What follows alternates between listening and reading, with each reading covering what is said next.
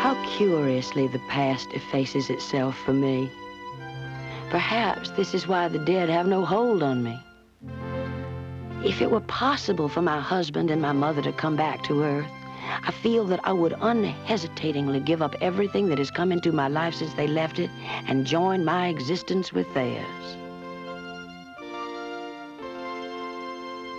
To do that, I would have to forget the past 10 years of my growth, my real growth.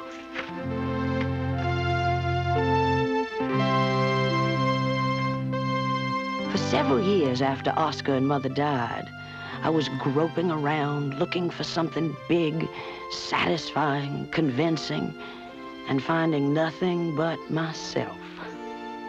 Or something neither big nor satisfying, but wholly convincing. It was at this period of my emerging from the vast solitude in which I had been making my own acquaintance that I stumbled upon de Maupassant. I read his stories and found life, not fiction. A writer who looked out upon life through his own being and with his own eyes. I began to write stories. Short stories which appeared in the magazines. Stories about the people I knew on the Cane River.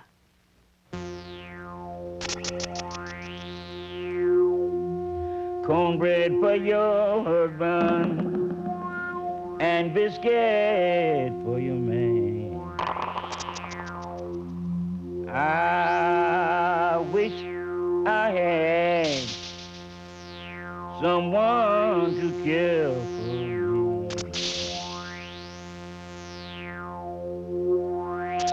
Oh, wonder what's the matter.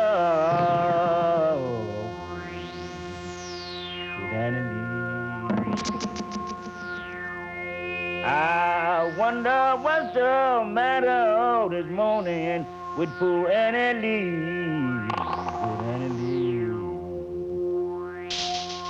Oh, with poor Annie Lee, Annie Lee, Annie Lee.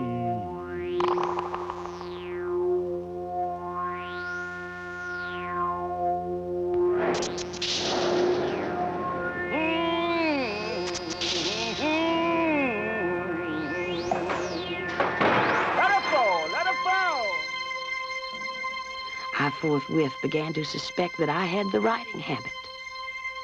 The public shared this impression and called me author.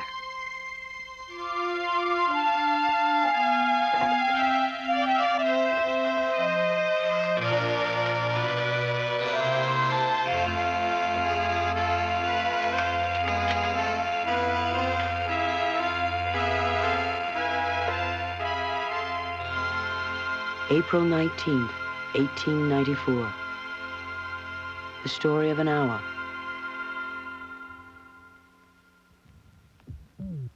Knowing that Mrs. Millard was afflicted with a heart trouble, great care was taken to break to her as gently as possible the news of her husband's death.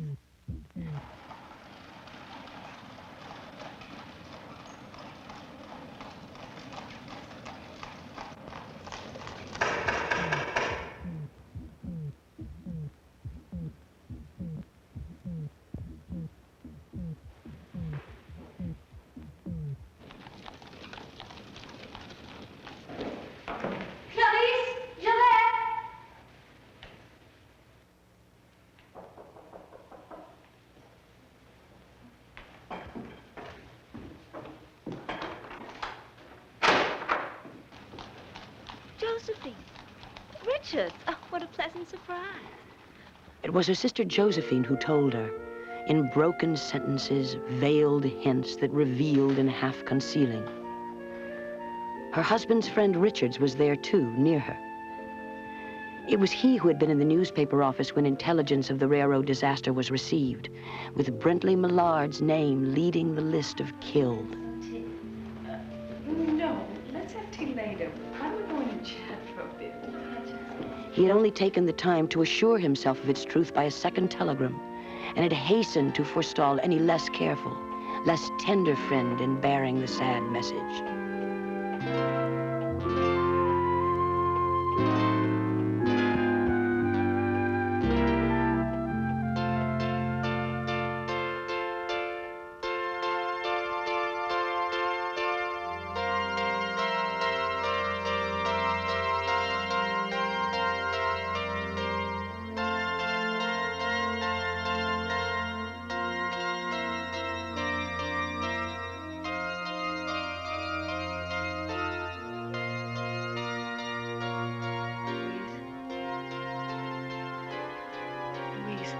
been an accident.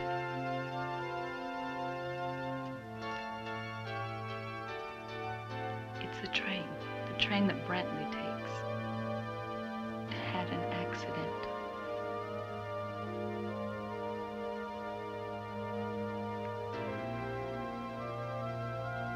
He's been killed.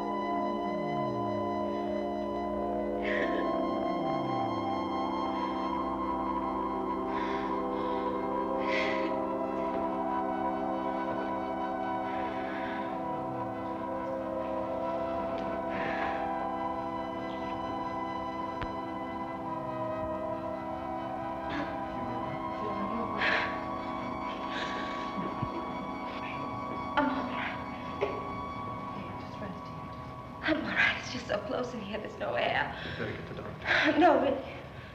I'm all right now. Are you sure, honey? I'm sure. Let me go with you. Really. I need to be alone right now. Josie, she shouldn't be alone.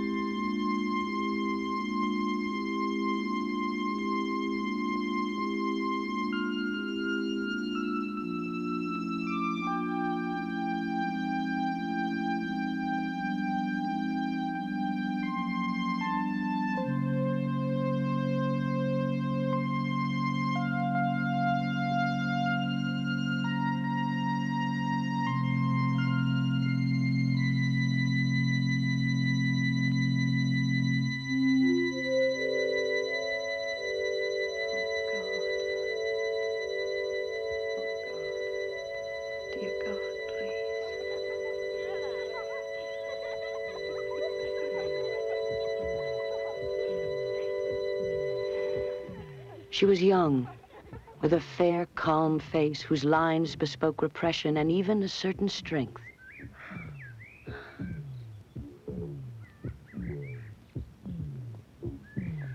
But now there was a dull stare in her eyes, whose gaze was fixed way off yonder on one of those patches of blue sky.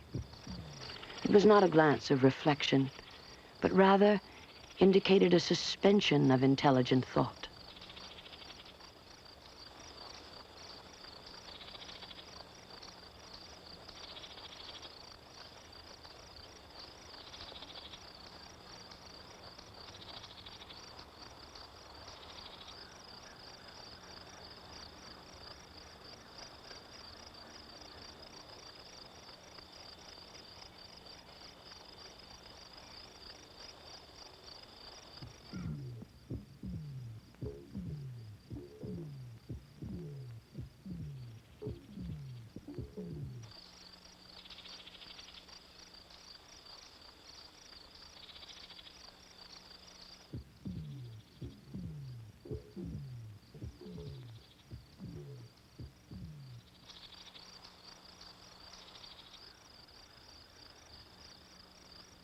There was something coming to her, and she was waiting for it fearfully.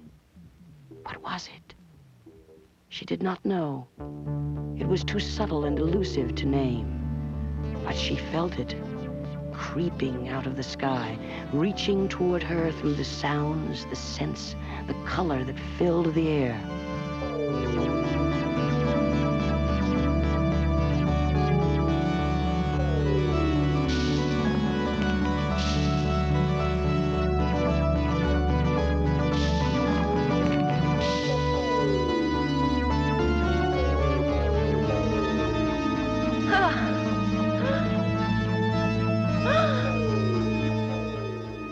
She was beginning to recognize this thing that was approaching to possess her.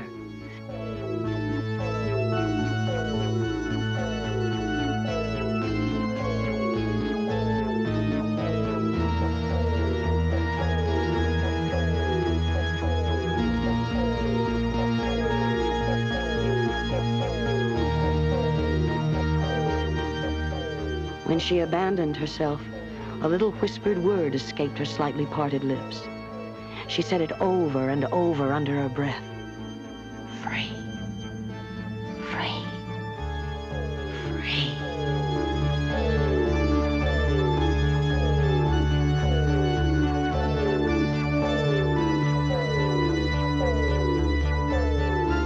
The vacant stare and the look of terror that had followed it went from her eyes. They stayed keen and bright.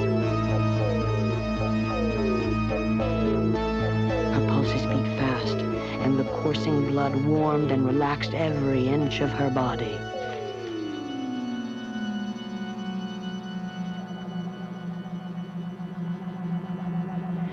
She knew that she would weep again when she saw the kind, tender hands folded in death.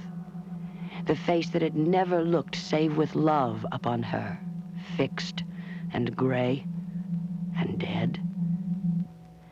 There would be no one to live for her during those coming years. She would live for herself.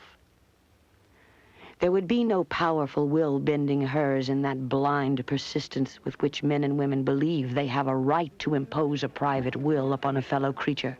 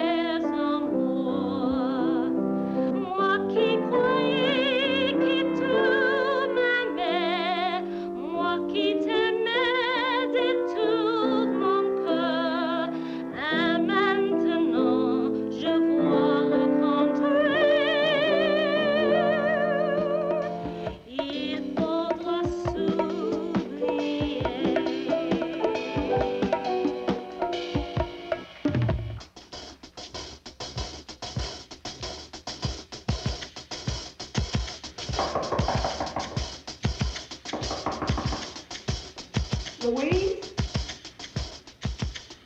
Louise?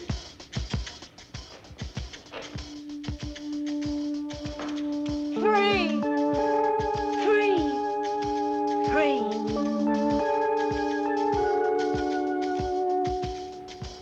Louise, I want you to come out of there.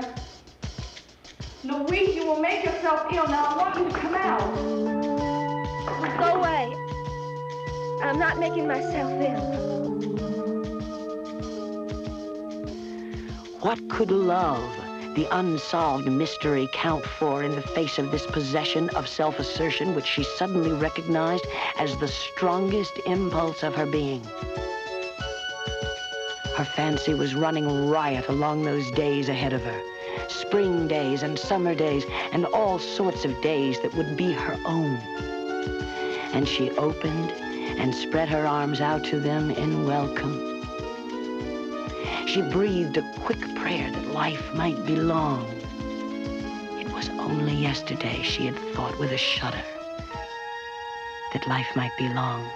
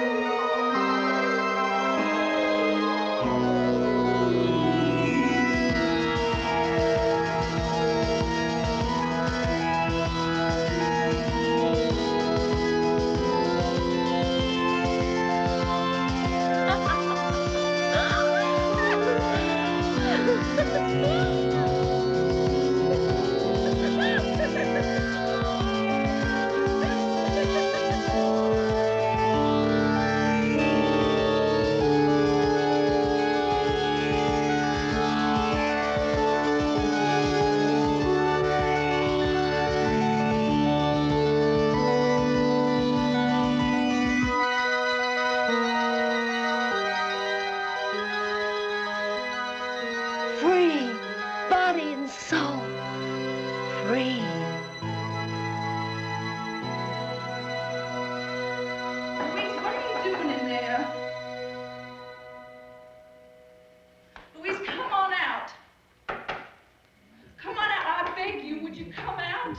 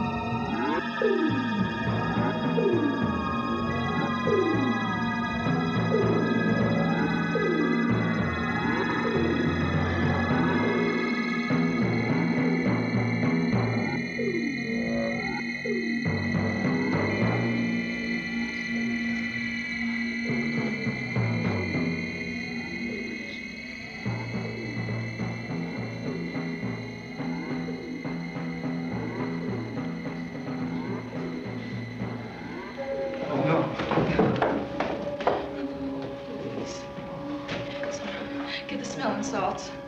Get the smelling salts.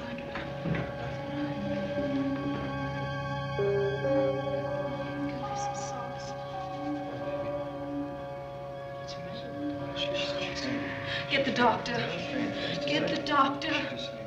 I think she's right. You better go get the doctor. She doesn't seem to respond. Louise. Louise? Get the doctor. Louise. Louise, babe, come on. Come back, Louise. Louise, babe, come on.